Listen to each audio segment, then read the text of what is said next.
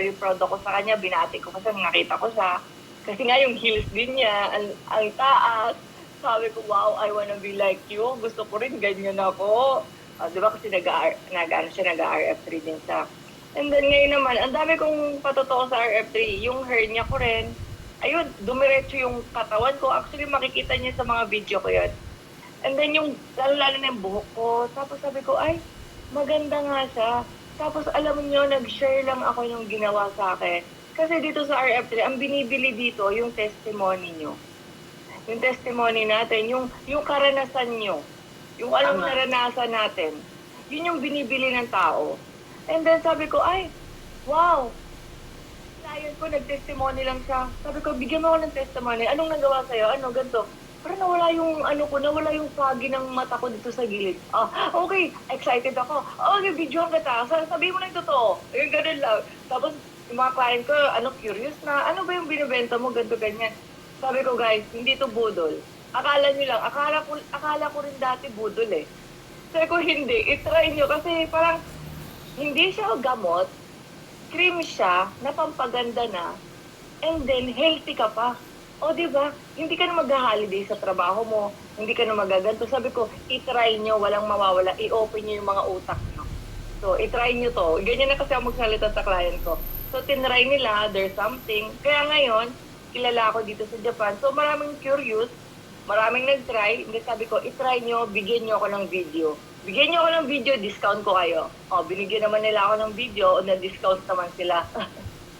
Kaya, ngayon natutulog ako, pati yung ibang sa taga-Greece, taga-California, may nag-order sa akin, ma'am, mayroon ba sa Pinas? Oh yes, meron, try niyang ganyan. So, nagpapadala ako sa kanila, and then, yung iba, maraming nag-join sa akin ng diamond. And then sabi ko sa kanila, ang technique ko naman, mag-join kayo, tutulungan ko kayo, ibenta natin yan. Kaya sabi ko, pero kailangan ko ng video nyo, kailangan ko ng patotoo. Kaya, sabi ko kay Ma'am Shandy, thank you so much sa RF3 kasi talagang hindi lang yung client ko ang natulungan. Pati natulungan din sila i-open yung mga utak nila paano magnegosyo.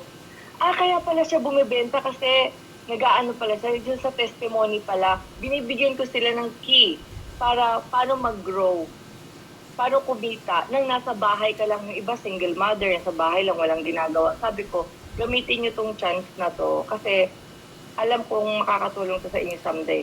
Para lang tong buto eh. Alam niyo yung buto ng palay. Magtanim ka, later on kikita ka. So, ganun lang sa negosyo. Kailangan mo ng effort. Kailangan mo siyang trabahuhin. Kailangan ng mga testimony ng mga gumamit. Yun yung patotoo ko dito na talagang kumikita. Bago pa lang ako actually nung lang eh. To. Pero ngayon napipil ko yung, hindi ako nang hinayang sa yung 1.2 something na nilabas ko. Actually, bumalik-balik na nga siya sa akin. Kaya alam niyo yung gustong-gusto ko siya trabahuhin kasi ang dami kong natutulungan, ang daming taong, gusto ko mag-business paano, hindi nila alam. Ang dami kong gustong tulungan sa ganong sitwasyon nila. So, marami siyang nagawa sa akin. Actually, ipopost ko na lang dyan kay Ma'am Shandy, ibibigay ko. ko. So, speaking guys, I'm from Japan, no? Magkakaroon tayo ng clinic sa Pilipinas, sa Marikina po. So, I invite you everybody. Kung may mga time kayo, dumalaw kayo. Ayun. Yun lang. Saan sa Marikina yun, ma'am? Ayan, sa harapan ng Amang Rodriguez lang po. Sa harapan ng hospital. Sa harapan po ng hospital. Yan. Dalaw kayo, next month na yun, September 13. Sige, ma'am. Pag nagkaroon kayo ng mga time. Salamat sa share nyo. Actually, may jet lag pa ako. Kararating ko lang galing US. Pang 3 days ko pa lang ngayon. Pang 2 days pa lang sa Japan. Naranasan nyo na, ma'am, na kahit natutulog kayo, kumikita kayo.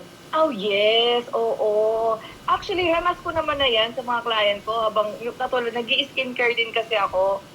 Pero yung RF3 kasi natuwa ako na, wow, hindi lang pampaganda eh, pampa-healthy pa. Alam mo yun? Pampahhealthy din ang bulsa. Diba? Kaya nai-enjoy ko siya. Sobrang natuwa ako kasi lalong-lalo na yung hernia ko, yung tabingi yung katawan ko. Di ko siya, sa totoo lang, yun talaga rin, no? Tabingi yung kasi bumaluktot siya. Meron na ako nung hair niya eh. Bumalik siya. And then later on, nung meron akong hawak na RF3, sabi ko, sige, ipahid ko kaya to. Tapos maya-maya, nagba-Bible study kami ng mga kaibigan ko. Sabi ko, ay, parang umayos yung likod ko. Parang naituwid ko yung buto ko. So, kaya sabi ko, ay wow, tatrabahuhin ko talaga ang RF3. Yun ang sabi ko. Talagang isi-share ko yung mga benefits niya. Kasi hindi lang siya business eh. Oo. There's, ano siya eh, parang, alam niyo yung, ito yung business na wala ka talo, hindi ka talo eh. Kasi wala kang pesto, walang kuryente, tulog ka, kumikita ka, trabahuhin mo lang. Siyempre, lahat naman ng negosyo, kailangan mong sipag at syaga lang naman yan. And then, ang key dito, yung testimony ng mga tao, yun yung very important. Yung mga gumamit nito. Yung mga gumamit na nabentahan nyo, kumustahin nyo. Ma'am, anong nangyari sa inyo? Ay, oo nga, ganito, ganyan. Ma'am, sige kahit message lang eh, okay na yun. Or kung may time sila, ma'am, pwede pa pa-video ka, ganito, ganyan, na talagang may nangyari kasi po kailangan natin yan. Kasi yung iba hindi naniniwala. O pag tumamamaya, very thankful. Kasi yun ang binibili ng ibang tao na, oo nga, no? Oo nga. Kaya bibili sila, hindi na sila mag-iisip ng presyo. Thank you, guys. Ma'am, agree po ako kay Ma'am Micheline kasi ma'am, ako po isa po akong full-time nanay dati. Wala po akong idea about dito po sa ginagawa ng networking, dito sa RF3 wala po akong idea. Tapos yung Coach, wala kang audio. Coach Annie, wala kang audio. Coach Annie, wala kang audio. Wala kang audio. 15K, nang ganun, kwento-kwento lang ng mga testimony. Kaya agree po talaga ako sa sinasabi ni Ma'am Micheline. O kasi kung mananahimik ka, hindi ka bebenta. Opo, tama nga po yun. Kaya po yung mga, sa ngayon kasi po nakikita ko lang din po yung mga kasamahan natin dito, nahihiya po silang i-share yung kanilang testimony. Pero pag yan po talagang sumabog po tayo, nagtulong-tulungan tayo dito sa RF3, naku yung RF3 may pinaka-powerful na. Oo, biruin nyo, nakakalinaw ng mata, ha? O, di ba? Saka isa pa, no, yung business. Kaya ko to ginawa dahil sa spillover ni Coach Annie sa akin. Ang laki ng spillover niya sa akin. Hindi ko siya kakilala. Nakita na lang kami after 3 years ba? Opo, Sa office. after pandemic na ma'am. Oo. Kaya maganda talaga dito sa RF3, hindi lang sa product, pati yung talagang business side, maganda siya. Positive yung ibibigay sa atin. Kinikilig na nga ako ngayon eh. Kinikilig na ako sa kikitain ko. Wait lang.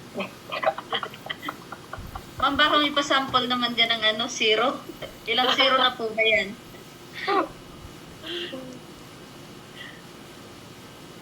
Thank you very much, May Ma'am Micheline. Thank you. Ma'am, may ihahabol po akong diabetic patient po ito. Para lang po sa iba po dyan na may mga diabetic patient po. Ito po kasi personal ko pong nakilala to. At talaga pong nakita po namin ni Sir Ramon, yung case po niya kung gaano kalat. Alam niyo po yung mga paa na puputulan. May mga nandidiri po rito o may kumakain, excuse na lang po sa inyo po. Kasi po talagang kakaiba po yung pictures na to. At kung may plano po kayo po sa Facebook, iwasan niyo po kasi bawal po yan ni Meta. Pwede niyo pong i-post sa mga target po ninyo. Huwag niyo lang pong i-post sa Facebook directly.